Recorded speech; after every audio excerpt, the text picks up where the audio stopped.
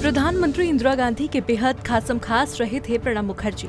इंदिरा गांधी के दौर में प्रणब मुखर्जी कैबिनेट में नंबर 2 की हैसियत रखते थे, लेकिन इंदिरा गांधी की मौत के बाद तो जैसे प्रणब मुखर्जी के लिए पूरी दुनिया ही बदल गई। क्यों प्रणब मुखर्जी को कांग्रेस से राजीव गांधी ने बाहर किया था?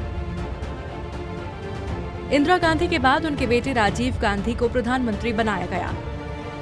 खुद प्रणब दा ही चाहते थे कि राजीव गांधी प्रधानमंत्री बनाए जाएं, लेकिन राजीव गांधी के करीबियों ने प्रणब दा के खिलाफ उनके मन में जहर बो दिया।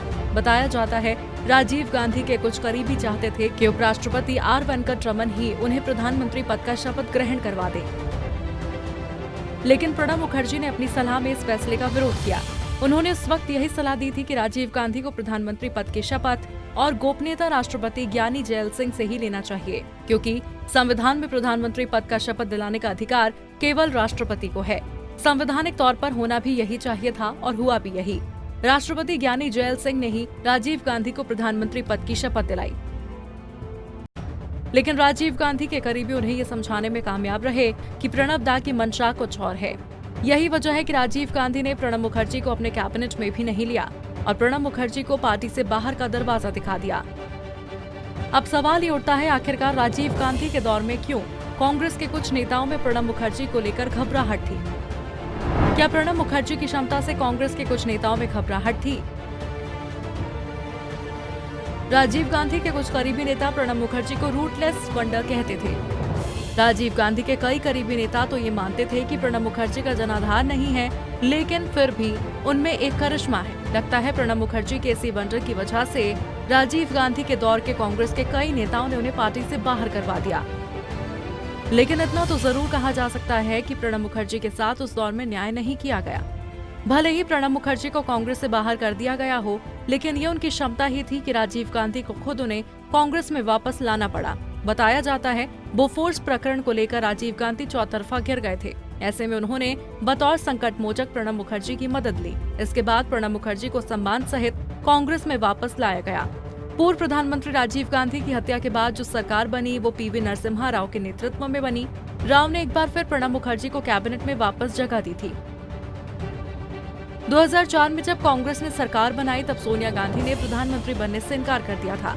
सबको उम्मीद थी कि सोनिया गांधी कांग्रेस के senior most leader Pranab Mukherjee को प्रधानमंत्री पद के लिए समर्थन देंगी, लेकिन ऐसा हो नहीं पाया और यही वजह है कांग्रेस और खासकर गांधी परिवार पर प्रणब मुखर्जी को इग्नोर करने का आरोप लगा। क्यों सोनिया गांधी ने प्रणब मुखर्जी को प्रधानमंत्री नॉमिनेट नहीं किया?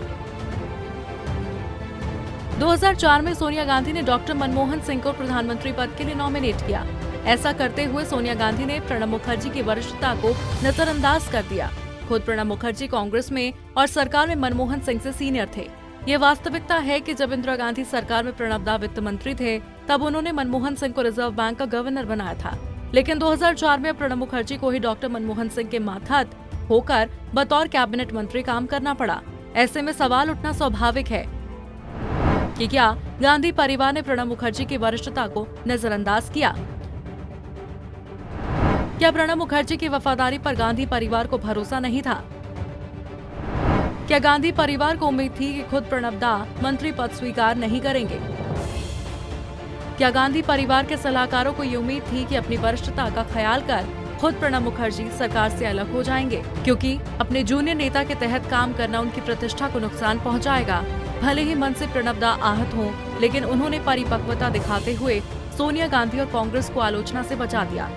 प्रणब दा ने मंत्री पद स्वीकार किया और विपक्ष को इस मुद्दे पर राजनीति करने का मौका नहीं दिया। अब ये सवाल आपके मन में उठता होगा कि आखिर क्यों सोनिया गांधी ने प्रणब मुखर्जी को प्रधानमंत्री पद के लिए नॉमिनेट नहीं किया?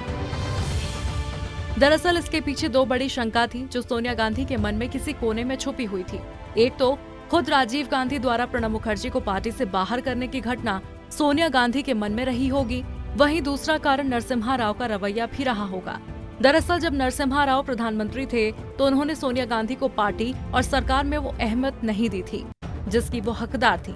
2004 में कहीं न कहीं सोनिया गांधी की ये सोच रही होगी कि कहीं ऐसा न हो जाए कि राजनीति और तजुर्बे के लिहाज से बहुत ताकतवर माने जाने वाले प्रणब मुखर्जी प्रधानमंत्री पद पर आसीन होने के बाद 10 जनपद को भाव ही न दे, जबकि मनमोहन सिंह को लेकर ये शंकाएं नहीं थी। मनमोहन सिंह पहले तो टेक्नोक्रेट थे और दूसरी तरफ उनका कोई जनाधार नहीं था। इसीलिए कभी भी डॉक्टर मनमोहन सिंह गांधी परिवार को सुपरसीड नहीं कर सकते थे। यानी एक बार फिर भरोसे की जंग में प्रणब मुखर्जी हार गए और उन्हें अपने से ही कहीं जूनियर नेता के तहत मंत्री का पद स्वीकार करना पड़ा। कांग्रेस प्रेसिडेंट सोनिया गांधी ने भले ही प्रणब मुखर्जी को प्रधानमंत्री पद के लिए नॉमिनेट नहीं किया, लेकिन 2012 में उन्होंने भूल सुधार कर प्रणब दा को भारत के राष्ट्रपति पद का उम्मीदवार बनाने का ऐलान किया। हालांकि इसके पीछे दो थ्योरी थी। एक तो खुद 2004 से लेकर 2012 आते आते सोनिया गांधी और प्रणब मुखर्जी के बीच एक भरोसा कायम हो गया था और 2012 में राष्ट्रपति पद के लिए प्रणब मुखर्जी का नाम आगे करने में अब उन्हें कोई दिक्कत नहीं थी। वहीं एक दूसरी थ्योरी ये कि कई वामपंथी नेताओं ने सोनिया गांधी से इस बात का आग्रह किया था कि वो प्रणब दा का नाम राष्ट्रपति पद के लिए आगे करें। खैर 2012 से 2017 तक राष्ट्रपति पद को प्रणब दा ने सुशोभित किया। हालांकि राजनीतिक गलियारे में इस बात की चर्चा हमेशा रही है। प्रणब दा के दिल में प्रधानमंत्री न बनने की एक टीस हमेशा रही है और उन्होंने अपने इस खलिश का इजहार करने का दूसरा और बेहद कारगर तरीका तलाश निकाला। जब कांग्रेस के कई दिग्गज नेता प्रधानमंत्री नरेंद्र मोदी की आलोचना कर रहे थे, तब कई बार प्रणब मुखर्जी ने प्रधानमंत्री मोदी की तारीफ कर इन आलोचनाओं की हवा निकाल दी। वैसे भी प्रणब मुखर्जी का नाम देश के सर्वोच्च नागरिक सम्मान भारत रत्न के लिए बीजेपी सरकार ने ही प्रस्तावित किया था। जब राष्ट्रपति रामनाथ कोविंद ने प्रणब मुखर्जी को भारत रत्न से सम्मानित किया था, तब गांधी परिवार का एक भी सदस्य समारोह में शामिल नहीं हुआ था।